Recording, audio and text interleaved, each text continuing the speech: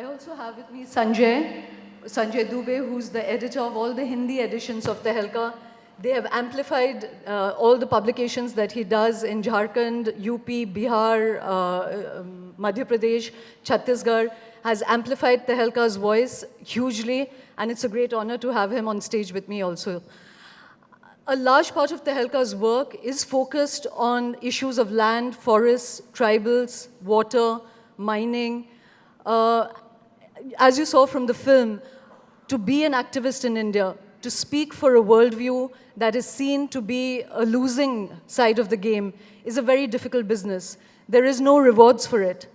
But it is these voices that really and truly keep us safe as a society. Dayamani and Aruna, in different ways, have been fighting this edge of the battle. Particularly about tribal India, most people in urban India have absolutely no knowledge, no familiarity with it. It has been the most frustrating experience as a journalist when the Maoist uprising caught a lot of media attention over the last 2 or 3 years, ever since Prime Minister Manmohan Singh called it the greatest internal security threat in India, and Home Minister P. Chidambaram said that we were going after them under Operation Green Hunt. Television studios were full of this discussion of having the Sri Lankan solution. Everyone was threatened that the Maoists were going to take over India. Every time one tried to talk about the root causes of the Maoist uprising in India, nobody was interested.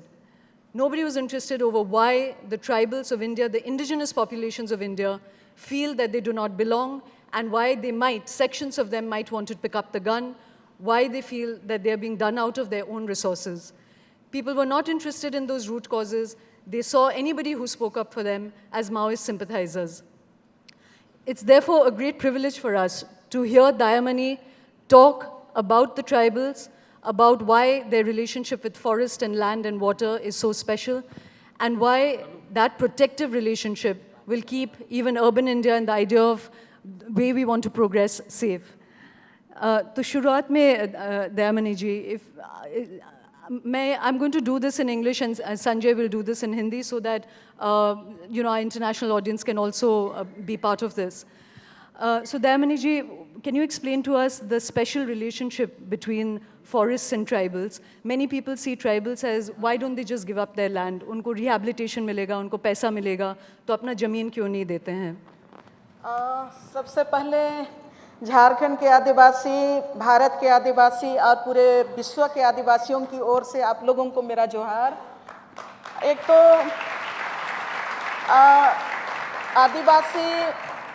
आदिवासी समुदाय, जल, जंगल, जमीन, नदी, पहाड़, इसके बारे समझना और ये पर्यावरण के बारे में समझना, मुझको लगता है कि आज सिर्फ भारत को ज़रूरी नहीं है, लेकिन पूरे विश्व को इसकी जानकारी ज़रूरी है कि पूरे विश्व का इतिहास आप देखेंगे तो आदिवासी वहीं पर बसे जहाँ जंगल था, जहाँ नदी है, जहाँ पहाड़ है। आदिवासियों का इतिहास, उनका नदी है, बहता हुआ नदी का पानी, और आकाश में जो चिड़िए उड़ते हैं उनके कलरव के साथ, और जो सूरज की किरणें हैं उनके साथ, और जंगल की जो हरियाली है उसके साथ, और धरती में जितने भी घास है, फूल है, पत्ते हैं, वो जिस तरह से विकसित होता है, फूलता है, फलता है, उसके साथ आदिवासी समाज का भाषा, संस्कृति, उनका सामाजिक मूल्य और उनका इतिहास का विकास हुआ है। ये इतिहास गवाह है। आज हम पूरे भारत के साथ पूरे विश्व का इतिहास को हम देखेंगे तो आदिवासी वहीं पर है जहाँ पर जंगल है, जहाँ पर नदी है, जहाँ पर पहाड़ है। और ये सच को आज जब हम इस ग्लोबलाइजेशन के इस दौर में पहुँचते हैं, तब भी ये सच्चाई को हम देख पाते हैं कि जब 1800 के दशक में अमेरिका में अंग्रेजों में जब वहाँ के आदिवासियों का जंगल को, जमीन को कब्जा करना चाह रहा था, तब लॉर्ड सियाटेल ने उनको कहा था कि अपना जंगल है, जमीन है, नदी है, उसको हमको दे देना।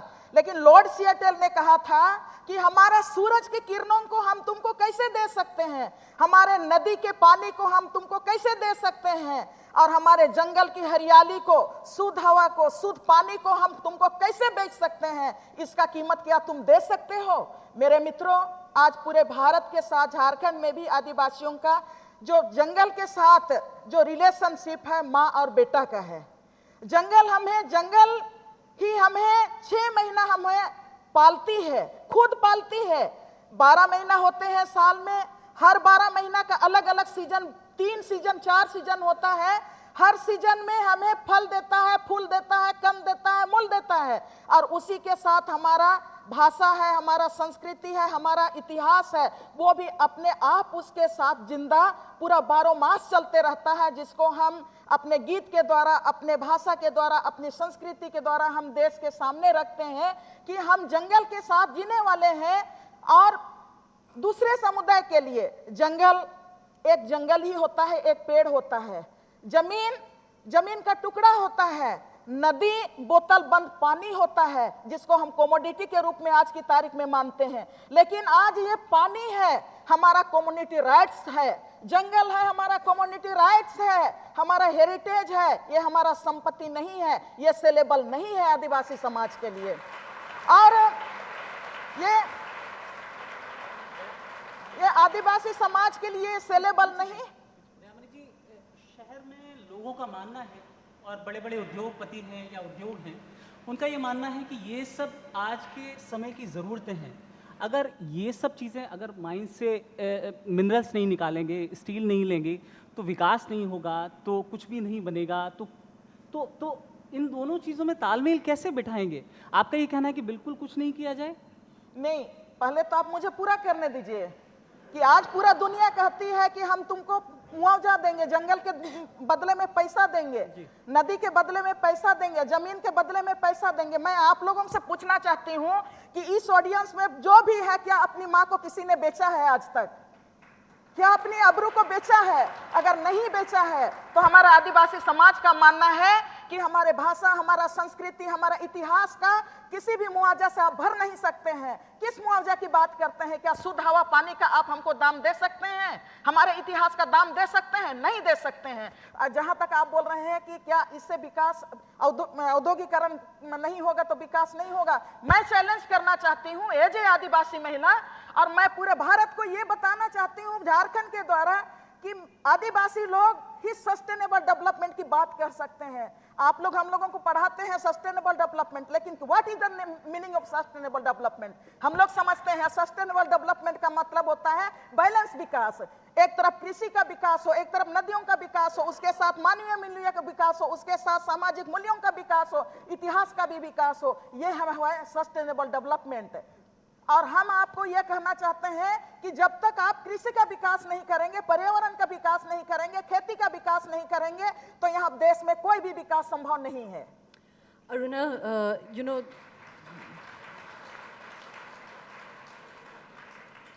Aruna, this is a very important point that Dayamani is bringing home to everyone, which is the idea of development. You worked on the ground a lot, you work with policy issues.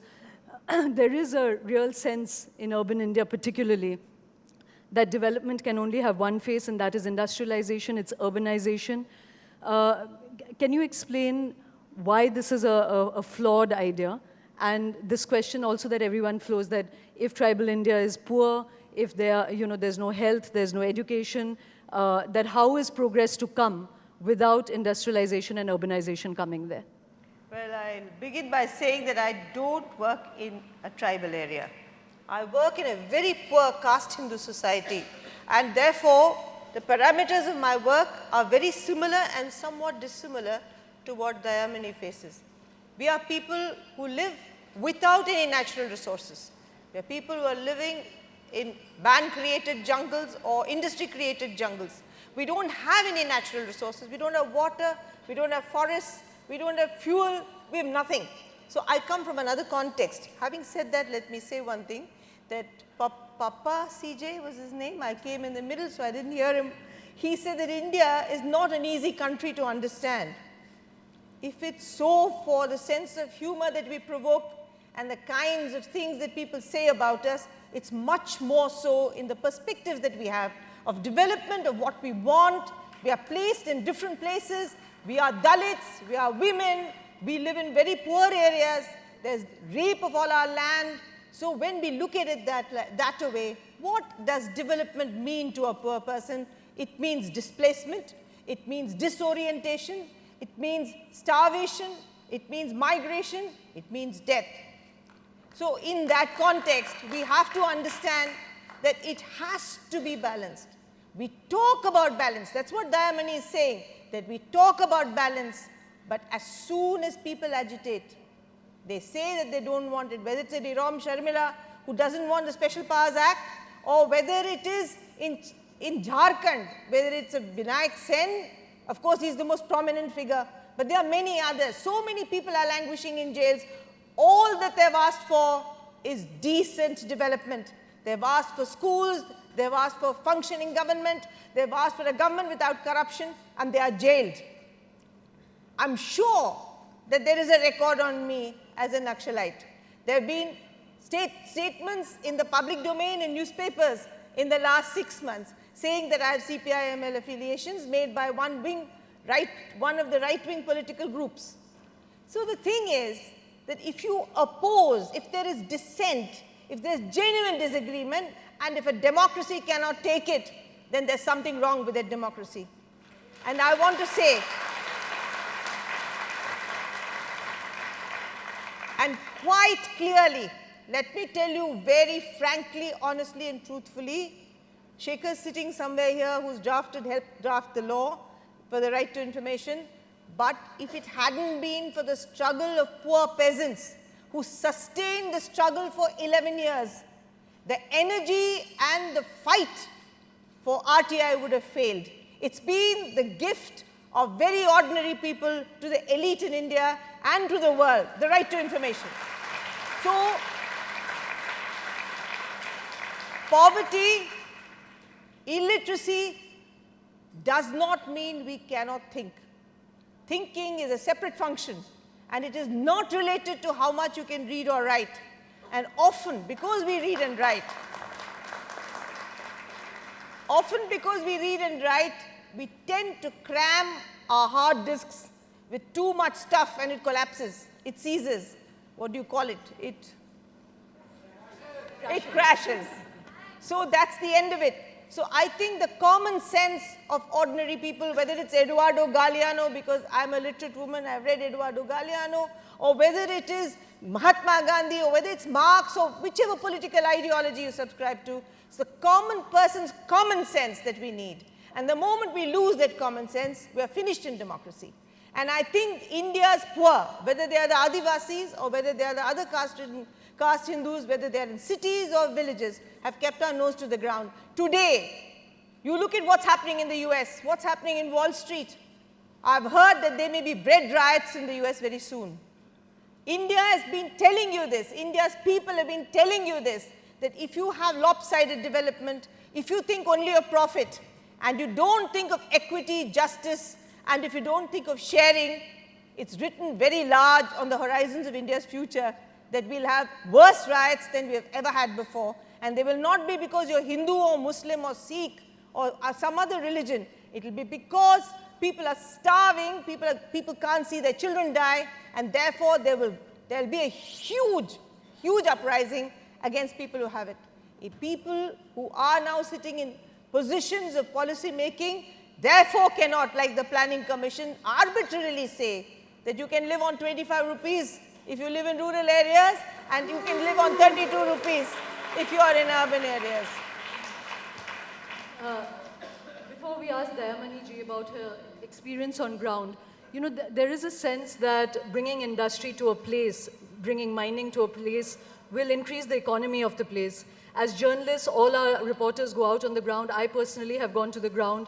And what you really see is extreme devastation in its wake, you know. Rivers destroyed, places become fallow, and massive displacement. I think displacement is a very faraway word for us, and we have to visualize for ourselves being uprooted from our Bandra house or our GK2 house for something that is called public interest and being put on the street with no relief, no rehabilitation, no money, your children yanked out of school, you have to give up your friendships, give up your memory of a place, and you're just put out to seed because you're serving some public interest. That is not something that we understand because we never really experience it. We think of displacement as a disembodied word. And so I'd really like Dayamani ji, she fought off ArcelorMittal. They were bringing a huge project to Jharkhand. She was really the spearheading the movement that drove them off. And to understand why people drive these off, not necessarily because it's anti, but because of the way it's done, we'd love to hear her experience of it.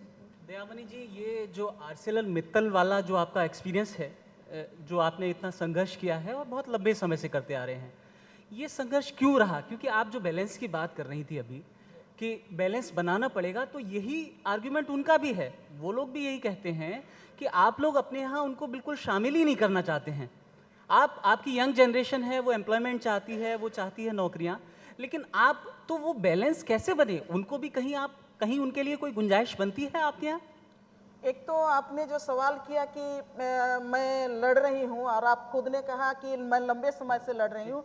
लंबे समय से लड़ रही हूँ उसका मतलब कहीं ना कहीं कोई तथ्य है, कहीं ना कहीं कोई समस्याएं हैं। तब लंबे समय से मैं विस्थापन के खिलाफ लड़ रही हूँ और जंगल जमीन की बात करती हूँ और सस्टेनेबल डेवलपमेंट की बात करती हूँ। आज़ादी के बाद 65 साल गुजर गए भारत का, और झारखंड की मैं बताना चाहती हूँ कि आज़ादी के बाद 65 साल में जितना भी झारखंड का विकास के लिए या तो देश का विकास के लिए 1955-56 से आज़ादी के बाद जस्ट देश में पहला औद्योगिक इकाई बना, HCC बना, उसके बाद उसके पहले टाटा बना था, उसके बाद और भी इकाइयाँ बनी थी। आप लोगों को मैं बताना चाहती हूँ कि झारखंड में आज़ादी के बाद 1 करोड़ से ज़्यादा विस्थापन हुआ है, जिसमें 80% आदिवासी हैं।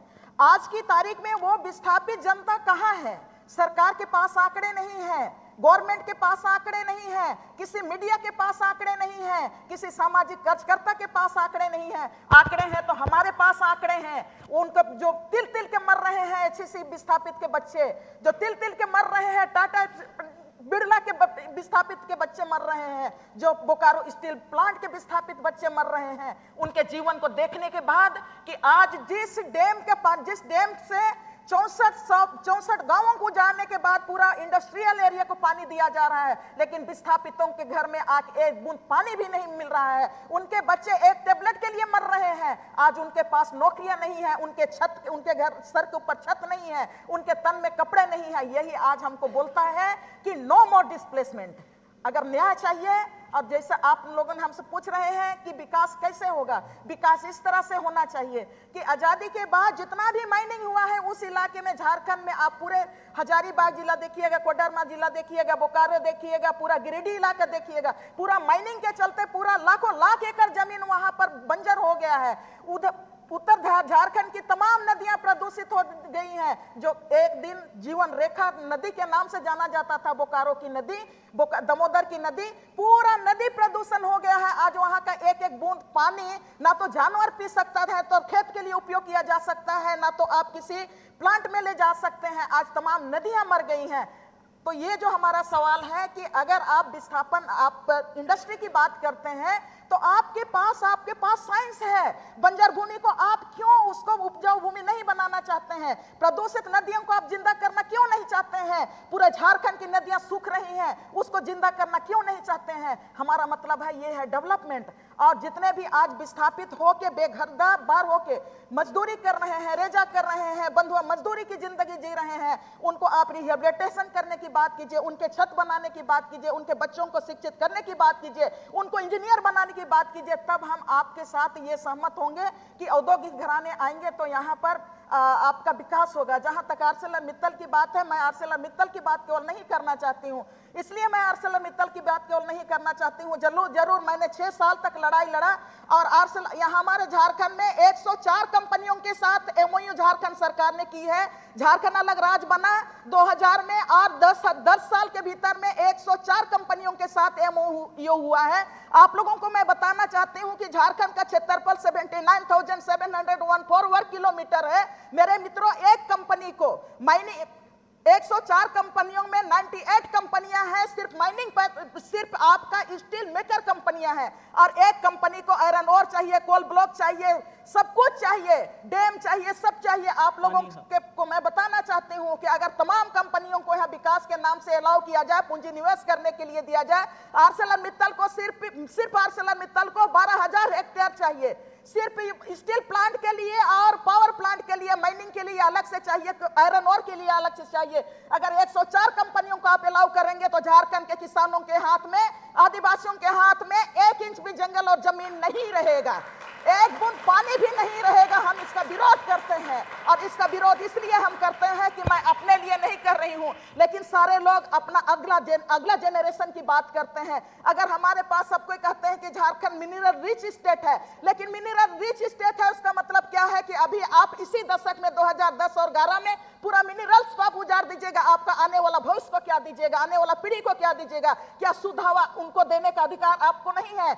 आपकी जिम्मेवारी अपने अगले आने वाला पीढ़ी को शुद्ध पानी देने का अधिकारी आप नहीं है। हम उसकी लड़ाई करने की बात करते हैं। मैं मानवीय विकास की बात करना चाहती हूं, और मैं सिर्फ आर्सेलरमित्तल का विरोध नहीं करती हूं, लेकिन तमाम कंपनियों को जो आदिवासियों के हाथ से, मूलवासियों के हाथ से जमीन छीनना चाहते हैं, उनके खिलाफ में हमारी लड़ाई जारी रहेगी। आप लोगों को मैं बताना चाहती हूं, जब मैंने लड़ाई शुरू किया तो कंपनी के लोगों ने और उनके जितने समर्थक हैं बोलने लगे कि तुम कंपनी के खिलाफ में मीटिंग करना बंद कर दो, नहीं तो तुमको इतने गोलियां मारेंगे कि तुम्हारा 100 का शिनाख्त नहीं होगा। हमने कहा, चैलेंज किया कि अगर 1 लाश के गिरने से पूरा झारखंड की जनता बच सकती है, पर्यावरण बच सकता है, तो 1 लाश मेरे शरीर में कितना गोली समा सकता है, मैं भी गिनने के लिए तैयार हूं। हमारा विकास का मतलब यह है कि मानवीय मूल्य का विकास, पर्यावरण का विकास, और आने वाले पीढ़ी को शुद्ध हवा पानी देने का मतलब है मेरा विकास। Aruna, if I may just ask you over here, you know, let about me, let me add to this. We are sitting in a state that has sent the SEZ out. Do you know that? They have said no SEZs in Goa. They brought all the political parties together and there will be no SEZs in Goa. They were all, the MOUs were cancelled. Today, mining in this country is not restricted just to Jharkhand or tribal areas. Every state in this country is a victim of mining policy. There are mafias growing around these mines. They are going to beat up people. They are going to create violence. In fact, tomorrow in Rajasthan, there is a huge meeting on mining policy, because if you go and ask for right to information about any mining issue, about any mining project, you're beaten up. Even before you reach to give the application, there are gundas set on you and they beat you up. A lot of money is involved.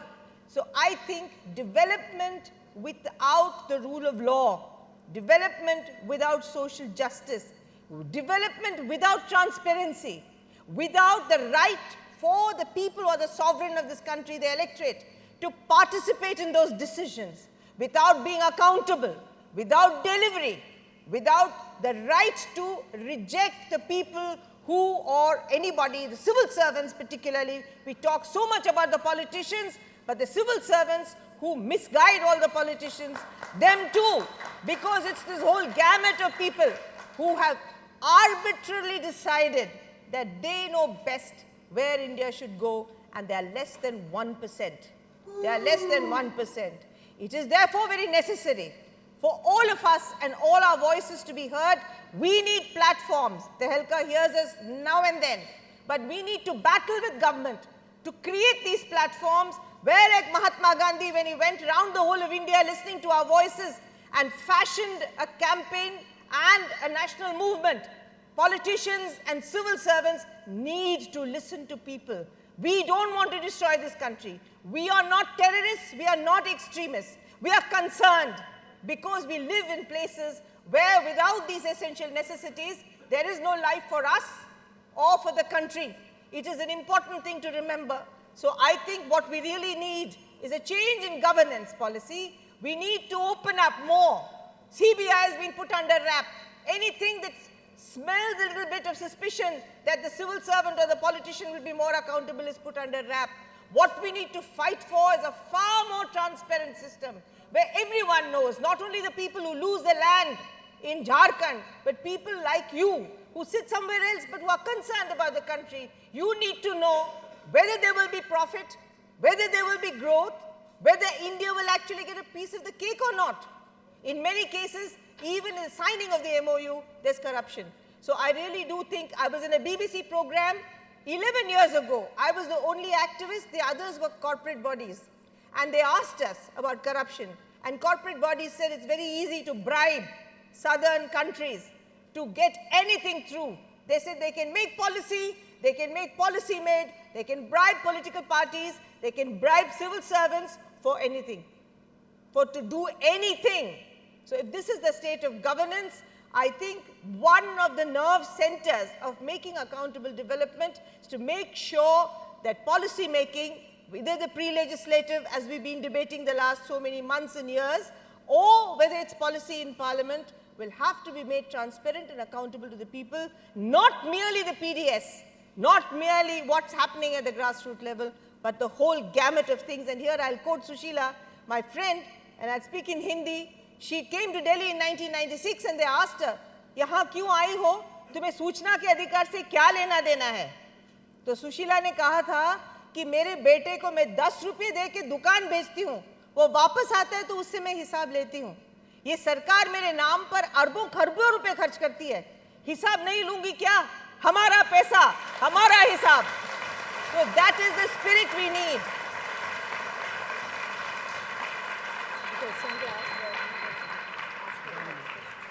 दयावानी जी, ये जो आरसेल मित्तल की हमारी बात हुई अभी, अब मुझे ये बताएं कि आपके यहाँ जो युवा पीढ़ी है वो क्या चाहती है, उनका क्या सोचना है इस मामले में? मैं आपको इसका जवाब एक ही मैं शब्द में देना चाहती हूँ, आप लोग सारे लोग विश्लेषण कीजिएगा। झारखंड में 104 कंपनियों के साथ 10 साल के भीतर में 104 कंपनियों के साथ MOU हुआ है। उसमें मैं आप लोगों को कहना चाहती हूँ, 1 या 2 कंपनी बहुत चिट करके उन्होंने झारखंड में जमीन अधिग्रहण कर सका है, और पूरे झारखंड में अभी पीपुल्स मूवमेंट चल रहे हैं, और पीपुल्स मूवमेंट में 70% युवाओं का भागीदारी है। और आज तक बाकी जो कंपनियां हैं वो इधर उधर गोता मार रही हैं, लेकिन जमीन भीतर जहां पर जमीन आइडेंटिफाई कर रहे हैं वहां पर वो पैर पहुंच रखने नहीं सक रहे हैं। तो आप जो सवाल कर रहे हैं कि यूथ क्या चाहते हैं, अगर यूथ नहीं चाहते तो आज झारखंड पूरा बर्बाद हुए रहता, पीपुल्स मूवमेंट इतना स्ट्रांग नहीं रहता होता, और वहां पूरा कंपनी जमीन एक्वायर कर लेती। और ये जहां पर यूथ का सवाल है, यूथ भी चाहता है कि अपना जो भावी पीढ़ी आएगा उनके लिए किस तरह से उनको इन्वायरमेंट को बनाए रखना है, किस तरह से जंगल और जमीन को बचा के रखना है। मैं आपको ये चीज बोलना चाहती हूँ कि ये जो जहां पैर हम लोग रखे हैं, चाहे इस बिल्डिंग का जो भी नामकरण किया हुआ हो, लेकिन इस धरती को कोई नहीं जान सकता है कि कितना पीढ़ी से था और ये कितना पीढ़ी तक जाएगा, उसको कोई नहीं कह सकता है। अगर आदिवासी सोसाइटी जंगल और जमीन आदिवासी सोसाइटी को पीढ़ी दर पीढ़ी खिलाते आया है, तो आज का जनरेशन भी यही भरोसा रखता है कि ये जो धरती रहेगी, जंगल रहेगा, पहाड़ रहेगा, नदी रहेगा, तो हमारा कितना पीढ़ी दर पीढ़ी इससे लोग जिएंगे। नौकरी की बात है तो कोई भी कंपनी एक नौकरी देता है, घर उजड़ता है तो कंपनी वाले आरआर पॉलिसी में भी सरकार बोलती है कि उजड़ने वाले परिवार में से एक को हम नौकरी देंगे, लेकिन यहाँ के यूथ चाहते हैं एक पर एक। क्यों? मैं आपको बताना चाहती हूँ कि रात को यहाँ पर हम लोग बैठे हुए थे, आप लोगों में से शायद कोई ध्यान दिए होंगे, लेकिन मैं तो ध्यान दी थी। जिस बगान में बैठे थे वहां पर कई ऐसे पेड़ हैं, बर का पेड़ है, पीपल का पेड़ है, आम का पेड़ था, और वहां पर कटहल का पेड़ भी दिखा। रात की रोशनी में मैं देख रही थी कि अरे यहाँ पर बड़ का पेड़ है, ये बड़ का पेड़ कितना दिनों का है, और वही बड़ का पेड़ हमारे आदिवासी समाज को कितना सालों से खिलाते आया है। ये है आदिवासी समाज का सोच, और यूथ भी यही चाहता है कि हमको पीढ़ी दर पीढ़ी मिलना चाहिए। नौकरी एक मिलती है, और जब पीढ़ी दर पीढ़ी की बात होती है तो आज मैं आपको फिर ये कहना चाहती हूँ कि हमारे यूथ को नौकरी चाहिए, लेकिन अपना जंगल को गिरवी रख के नहीं, अपना आइडेंटिटी को गिरवी रख के नहीं। नौकरी चाहिए तो पहले हमने जमीन दिया है, HEC को जमीन दिया है, पूरे क्षेत्र में हमने जमीन दिया है, उनको विस्थापित करके आप दूसरों को नौकरी लगा रहे हैं। मैं वहां पर इलेक्ट्रो स्टील की बात आपको बताना चाहती हूँ। बोकारो जिला में इलेक्ट्रो स्टील कंपनी आया है, और वो पूरी 2005 में तामझाम दंड भेद से किसानों का जमीन ले लिया, वादा किया कि नौकरी देंगे, तुमको मुआवजा देंगे, ये करेंगे। आज तक किसी को नौकरी नहीं दिया। और मैं आप लोगों को मेरे मित्रों बताना चाहती हूँ कि इलेक्ट्रो स्टील ने 5,000 लोगों का अपॉइंटमेंट किया है, उसमें 3,000 लोग जापान से लाया है। आप बताइए, तो ये यहाँ के यूथ किस तरह भरोसा करेंगे सरकार पर या तो कॉर्पोरेट घराने पर? सरकार अगर दे नहीं सकी, जो व्यवसाय करने के लिए आएगा उनके जिंदगी को कैसे थामेगा? हम लोग नौकरी नहीं लेंगे, ये बात नहीं कर रहे हैं, लेकिन अपने कॉस्ट पे नहीं लेंगे।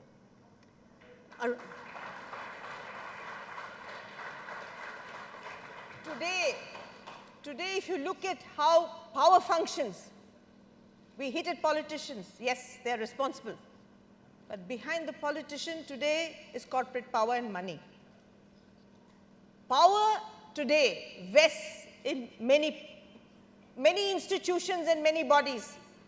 If we don't understand this, we lose all battles. We have people who are ostensibly speaking from our voice for us, but their brains are completely mortgaged to one kind of development. They don't want to think outside a box. India is a very old country with lots of very wonderful traditions and some terrible ones. There are some terrible traditions against which we've been fighting and will continue to fight. But it is a country of thinking people. Even an ordinary villager in this country has a thought process and has issues to discuss. They know about water preservation. They know about many things. Have we listened to them? Why do we have all these statues of Mahatma Gandhi all over? I think it's a sham. If we really have Gandhi in our hearts, we'll go and listen to these people. And I think one very important lesson, and we have no time, so they have to be one-liners. I've learned because of practice with many such happenings. We want to say things in complexities, but we are left with one-liners, simple statements, and we all sometimes make statements which are extremely shrill. But I will quote something which I think is very valuable, and I'm going to quote a foreigner. There is a man called Jeremy Cronin, who is a South African. He's a political writer, a poet. He's also the head of the Communist Party of South Africa. And I quote him because he's so succinct. He says, what is democracy? Which is equitable and just. It is truth, speaking truth to power. Speaking truth to power. Making truth powerful and power truthful. If in that case, when we speak the truth to power, if we face the bayonet, if we face guns, if we face false cases, and if we are not heard, then where is power ever going to be truthful? And when is power ever going to be accountable? So I think as a principle, if we hold this dear, then there will be equitable development. There will be development with justice. There will be development with humanity. And there will be development of a different nature to what the world is selling. And I think we believe in decentralization and we believe in the fact that people can shape their own destinies. We should believe in it. Thank you so much. Like many of these sessions, it could go on longer, but it's really just to spark thoughts in our head. I'd also like to just end this session with one very small thing. You know, 4 or 5 years ago when the Singur and Nandigram conflicts had blown up, I walked through Nandigram and the people there said, you know, I was asking this question being a sort of ventriloquist for urban India, and I said, don't you want industry to come here? And to a man, people of Singur and Nandigram said, we don't mind, you know, bring agro-industries, bring other industries. The thing that they were really fighting for was equity, justice, as Aruna pointed out, and consultation, consensus, you know, that if you're going to take away our things, can we discuss this, you know? And the amazing part about policy, we didn't really have time to discuss that, is that until the people on the ground resisted, the SEZ Act was passed on an old land acquisition colonial act, which allowed land to be taken away on force. The SEZ Act allowed land to be taken in public interest, but 70% of that land could be used for anything. Only 30% had to be used for the manufacturing that it said it could be used for. And until the people on the ground resisted, there was no relief and rehabilitation policy in India. It is only in the new debating, the new Land Acquisition Act that is being debated now that R&R has become part of the Land Acquisition Bill. Otherwise, it didn't even exist. It only came into being post all these protest movements. So if at all we take something away from this session today, it is what Aruna was saying, Dayamani ji was saying, that we must listen when people are speaking on the ground. It is not because they are anti-industry. They're only saying, let's do this the right way. Thank you so much for listening.